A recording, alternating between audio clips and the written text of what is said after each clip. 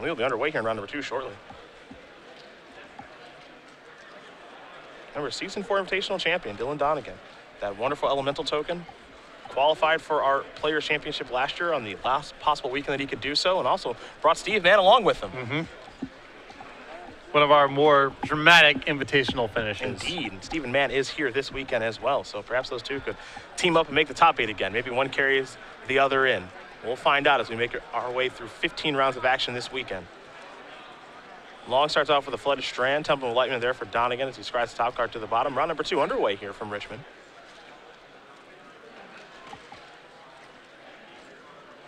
We'll see what Long has for his second turn here in just a moment. He'll play another flooded strand. He's going to sacrifice them both. Go down to 18. Islands and plains are what he can search up. So there is the basic island, the Joe Lissette School of Basic Lands. Not exactly. Those are unlimited. Joe goes with revised. Oh, pardon me. Good eye, sniper. They are white bordered, though. Yes. And he does not use those for his lands deck either, so perhaps he's been around for a little while as he does play a Seeker of the Way. Donegan will draw a copy of Mystic Monastery, Stoke the Flames in hand, Soulfire Grandmaster as well. Jeskai, a deck that appears to be on the incline again due to the addition of Jace. And positioning in the format. Mantis Rider, a great card against Green-Red Devotion. Soulfire Grandmaster pretty good against them too, since it's something they really have some difficulty getting off the table. Though the Green Devotion deck can be so explosive that, yes, it's vulnerable to creatures that fly. Yes, it's vulnerable to creatures with activated powers, but there's some games where that just doesn't matter very much. Absolutely. Seeker of the Way, it's your time to shine.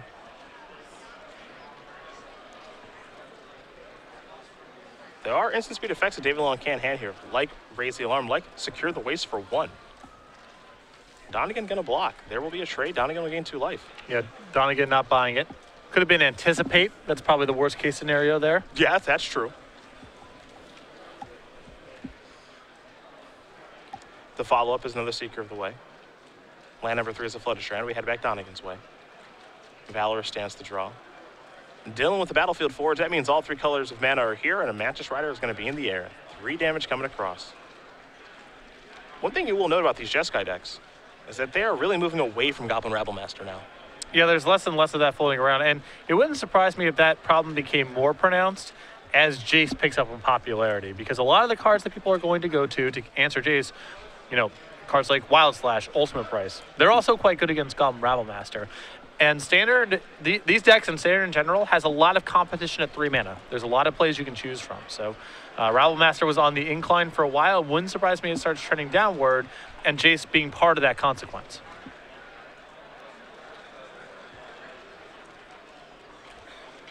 Long will draw a card as we get ready for his 4th turn. He'll play a Shivan Reef.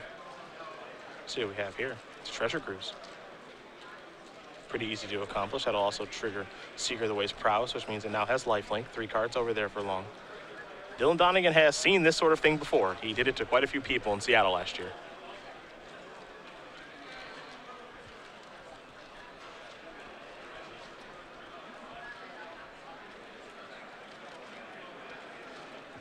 Here's an attack for 3. Donegan, no interest in a trade here.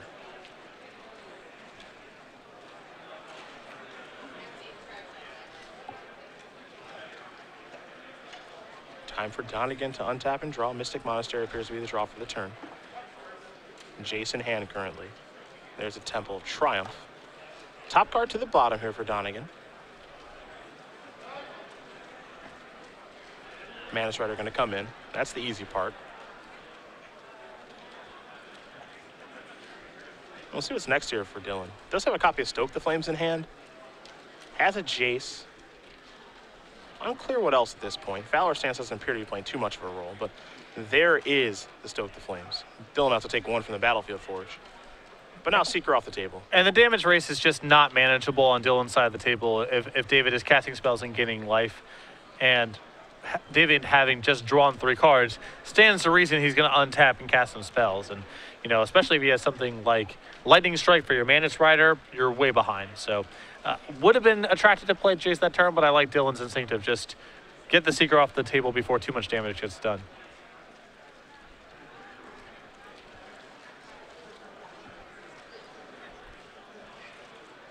And 3 mana for long. We'll bring a Jeskai Ascendancy along with it. Now here's a copy of Jace. So some things have certainly changed here. Dylan being put to the test in a pretty big way. Ochai's Command the draw. A card that is on a sharp incline. Yes. I mean, these Jeskai decks, the token builds, have gotten away from the 3-mana creatures altogether. The builds I see now are just Jace, Seeker of the Way, and Ochai's Command. Donegan going to play a Jace of his own, along with the Mystic Monastery. Now we have a Jace battle. So David Long will draw a card with an active Ascendancy and a Jace on the battlefield. Though, interestingly enough, for as long as this game has gone on, no player that close to being able to activate and then flip Jace. Yeah, not just yet. David, part of that is a consequence of the Treasure Cruise. Sure. But Dylan's graveyard's only got 2 cards in it. Well, David will activate the Jace. We'll discard a Mystic Monastery.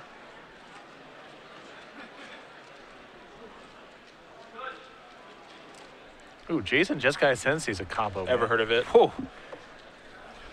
You know me. I think Jeskai Ascendancy is busted. Yes, you do. Very good chance I play this deck or something similar to it in Grand Prix San Diego. But Jace usually just flips the first time. I rarely see it just, yeah, well, there's not enough cards in the graveyard, so it's still face down. But with Ascendancy, oof. Oh, you can fill it up quick. Oh, yeah. Don't forget, it gets some power, too, so it can give some You beatdowns. get some beatdowns, too? Wow. I'd probably rather just loot more, but sure. that can come up, too. Yep. Slices and dices. No reason to leave any points on the table. You know, it's good. You never have. Good to know about.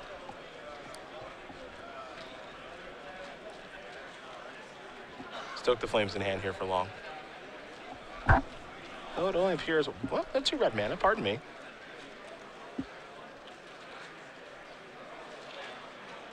Here is the Stoke. Curious on what this will be going after. There are triggers on the stack, of course. The untapped trigger there from Jeskai Ascendancy, along with the draw and discard. So now here's Valor Stance to protect the Mantis Rider. Timely. Very important for Dylan to have it. And this is an intriguing game insofar as Dylan has had Mantis Rider in play attacking for several turns. Usually that's a free win for Jeskai aggro. Does not feel like Dylan is out of the woods just yet. No, it doesn't. Having Valorous Stance there is great, and Dylan's going to get an opportunity to untap, attack again, probably flip his Jace over, do something awesome. It's going to be a good turn next turn, but given how many times Dylan has connected with a Mantis Rider, surprising to see the game this close. Jace is flipping now. Discarded Temple of Triumph. So now Mantis Rider is going to get -2/-0. And now we head back Donegan's way, who draws another copy of Mantis Rider. You see his hand. There's also a copy of Ochai's Command and a Mystic Monastery. Looks like Jace is going to start by looting. Draw and discard. Donegan will discard that Mystic Monastery pretty quickly. Didn't get a good look at what he drew for the turn, however. There's a Mantis Rider. This will be an attack for 4.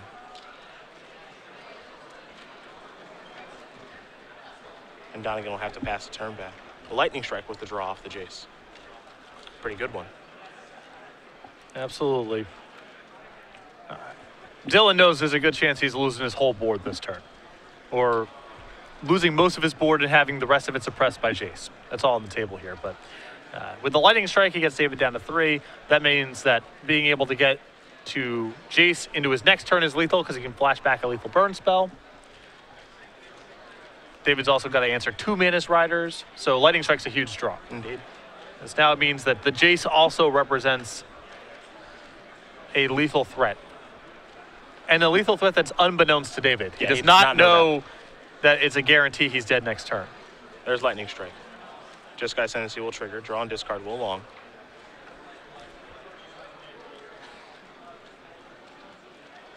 He'll discard a Jace. Mantis Rider bites the dust.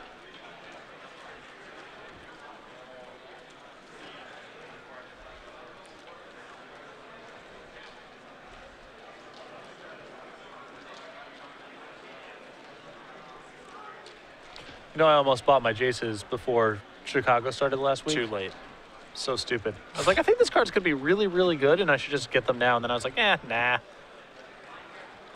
Waiting typically a good idea. Now this is happening. Yeah. Looks like Long is going to play a treasure cruise here. He's just got to figure out what he wants to delve away. That'll also trigger Ascendancy.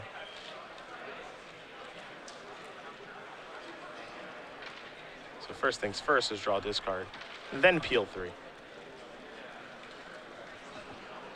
There goes Raise the Alarm. Now Cruise resolves. 3 cards on the way. The only thing missing here for David is some way to actually start dealing some damage. You know, if he had some creatures on the battlefield while he was doing this, this could get out of control quick. Yeah, he has not found a lot in terms of token generation. And his deck's not that heavy on it. He's got the package we saw last week, 3 Raise the Alarm, 1 Dragon Fodder, 1 Secure the Waste, and the 4 Hurtling Outburst. There's a Wild Slash on Jace. Draw discard again.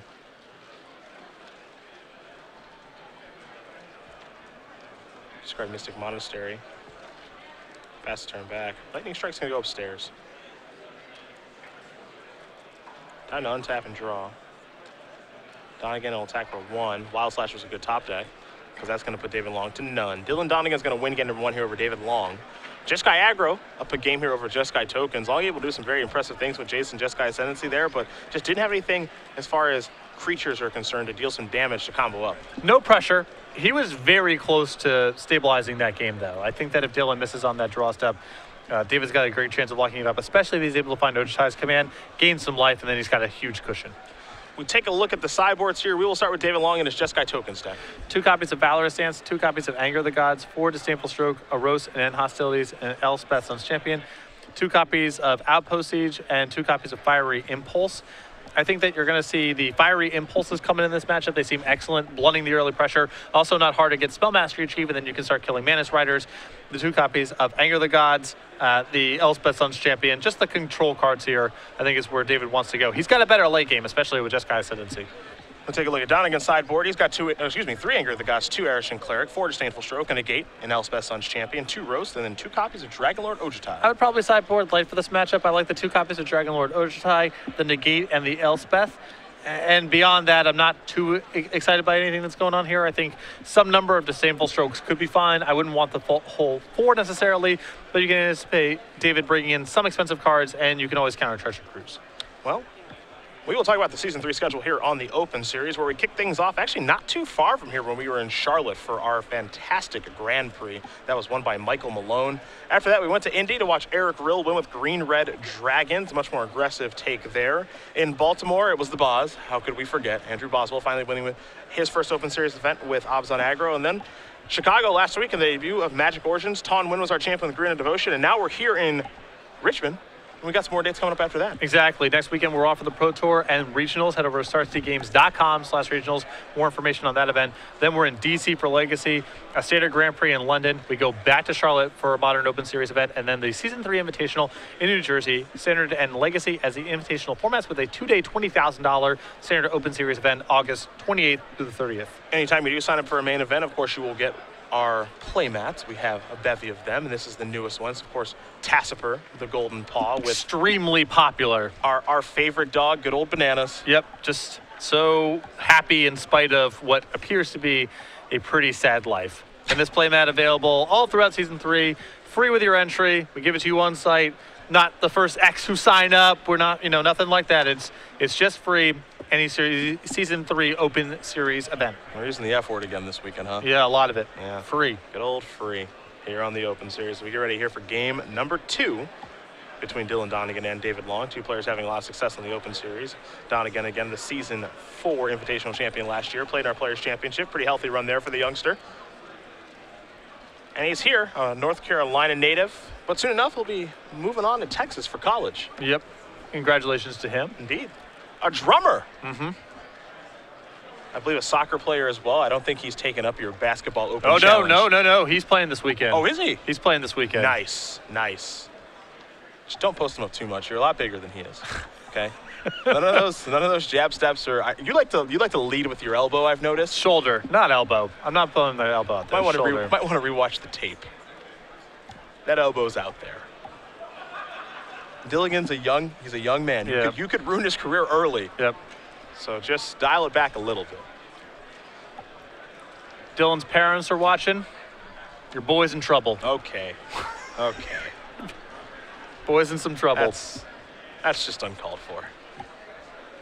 But yes, he is interested in playing this weekend, so we'll see. Patrick has started. We were going to play at the Players' Championship, but then the timing didn't work out because we had to do a lot of promotional stuff, and people had to have their picture taken, and there was a tight timeline and all that kind of stuff. But he plays a lot. Yeah, it was winter. So he claims. It was winter. I still played with the buyers. Okay, all right. I'm going to call it the Patrick Sullivan Basketball Open Challenge. Yeah. It's not a challenge, just play. I'm sure that I'm going to be playing against people that are better than me at some of the Opens. It's fine. Just get out here and play some sports too. Who's the best basketball player in Magic that you've played against? Do you know? So I've never played against Travis Wu, but apparently he's quite good. I know that he can dunk.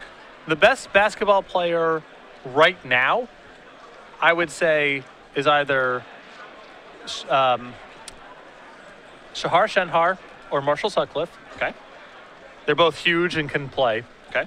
The best player I saw of all time over the history of the Pro Tour was peak Ed Fear. Really? Yes. Wow, okay. Yep. He was great. A name most people will not know. Yep. I think he's got, I want to say 1 Pro Tour top 8, not positive. Okay. Used to own a store up in Rochester, New York. Still involved in game design, and he's got, a variety of interests.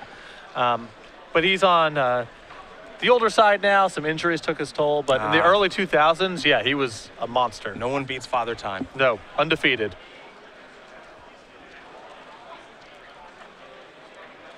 I'll have to be looking on. Mm-hmm. Not much one to suit up on the court. Yeah. You should play too. It's good. I'm a it's watcher. Good for you. There are a lot of things that are good for you that I don't do. And it's so great because like eventually me or some player in an event is just going to be in a cast because we're doing this. I do hope for that. You have to broadcast with a cast on. Yep. That would bring a lot of joy. Black eye. Indeed, yeah. Both these players taking a look at their opening hand. David Long will be on the play here for game number 2 with his Jeskai tokens deck. The Battlefield Forge is where he will start things. Donegan with the Mystic Monastery.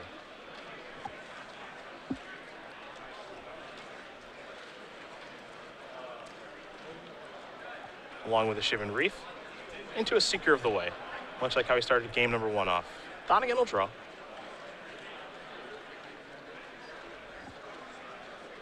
He'll play a Temple of Epiphany and Scry. Top card very quickly goes to the bottom here for Dylan. We head back to David Long. Dylan with a few burn spells in hand and Lightning Strike and Stoke the Flames.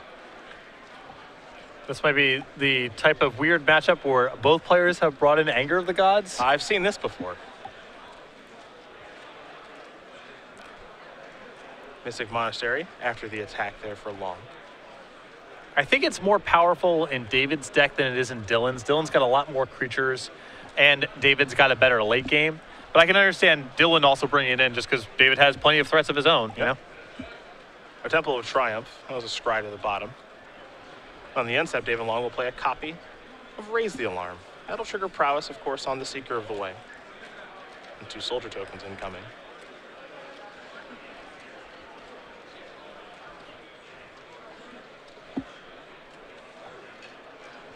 Long will draw a card.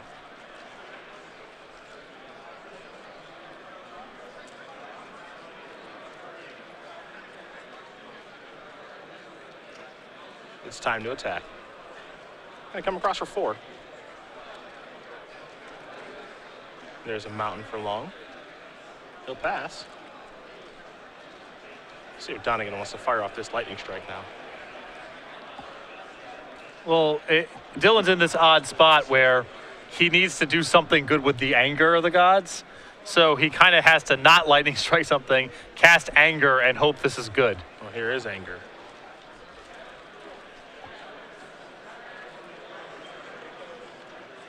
And it will resolve. So it is good, as they say. Long will draw a card.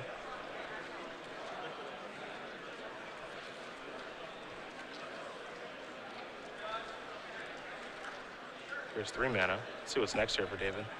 A Whirling Outburst. 3 goblins on the way.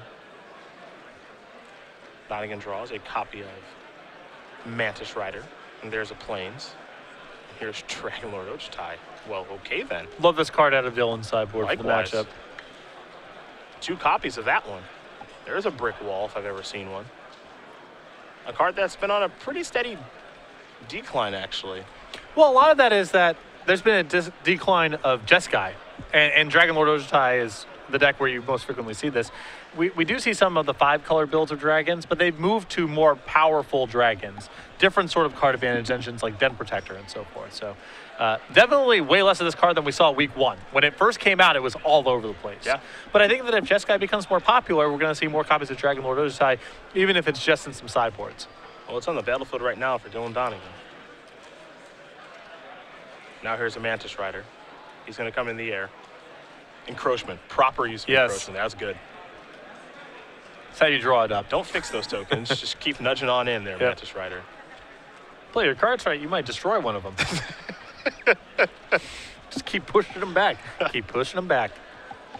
Looks like it might be Stoke the Flames time here. And it is. Now, last time we saw Dylan Donegan have a copy of Valor Stance. Does have a copy of Disdainful Stroke in hand. It is curious if Disdainful Stroke will ever get any better than this. Looks like Dylan's deciding that it will not. So he'll let Mantis Rider go and just pass the turn back with the counterspell available, along with the Lightning Strike. I mean, Dylan's got a lot of cards in hand, far more than David. And I think Dylan just wants to protect himself from some big play. Not that Elspeth would be the biggest immediate concern, but, you know, he can afford to trade 1-for-1 with David's removal spells. And next turn, you can start going on the offensive with Dragon Lord Ochitai. That's a threat that's worth protecting with the Disdainful Stroke. If there's another Stoke the Flames in David's hand, you might see it at that point. It's time for beatdowns. Everybody's coming in. You have to imagine Dragon Lord Ochitai is blocking something. We'll figure out what it is soon enough. Dylan does have some nice protection here in Disdainful Stroke and Lightning Strike in case anything goes too wrong. So I'm be curious to see which creature he does want to block. He's going to go with the Seeker of the Way. Yeah, Dylan with Lightning Strike in hand is hoping to get David to play over the top and then turn the Lightning Strike into something very powerful. It's possible the motivation for this attack is just David casting Anger the Gods also, in which case this is also the best block for Dylan, because he can't save Dragon Lord Ochitai regardless, and this way he saves the most damage. 3 damage will come across, Seeker of the Way will bite the dust.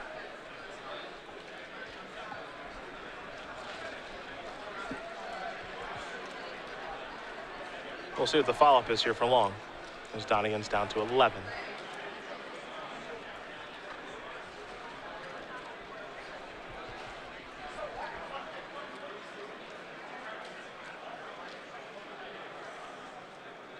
Ah, yes, the Anger of the Gods mirror, just like you called. Both players have it. Both players aren't particularly thrilled with it. Yeah. Dylan's was much better. Yeah. He just got 2 cards. But David did get Dragon Lord Ochitai off of the table, but certainly at a cost. Rabble Master the draw. Hello. 4 copies of that in Dylan's main deck. Again, not as popular as it once was. Goblin attacking for 1. Really potent in conjunction with Anger of the Gods. Combo. I mean, I get it. You don't want to remove that much power from your deck, but you do want to bring in the Angers because they're going to be good in a bunch of spots. But it does lead to a pretty... If you had a 60-card deck list, it would be pretty comical. Yeah. Of what these decks look like post-board. Well, just a little of this, a little of that. That's all. You can play a couple different types of games. Treasure Cruise here for long. And that's going to get countered by Disdainful Stroke. Yeah. No Rabble Master looking to run away with this one. Yeah, David on the hunt there for some sort of spot removal spell. I like Dylan closing off David's entire turn and now getting another big hit in with Rabble Master. Dylan with 5 mana. He'll play Dig Through Time right now while the shields are down. So take a look at the top 7, of course. Take 2 with them. Will the 2014 Season 4 Invitational Champion. He'll play a Temple of Epiphany now. Take a look at the top card. That one's going to move to the bottom. Donegan very comfortable with these Jeskai decks. Another Goblin token on the way. Rabble Master going to hit for 6 in combination with all those Goblins. And that was really the big hit that Dylan needed. Now with all the burn spells in his hand, even if David can answer the board, David's likely to get killed over the next couple turns. Took a little while for Dylan to finally start attacking in this game. He was playing a lot of defense, but now that he's shifted into offense mode, he's going to be able to close out this game very, very quickly.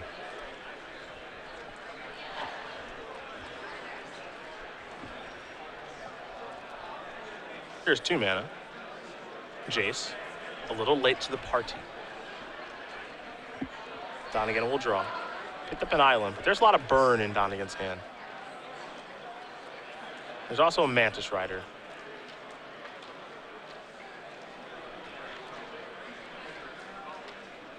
Lightning Strike looks like it's going to clear out Jace.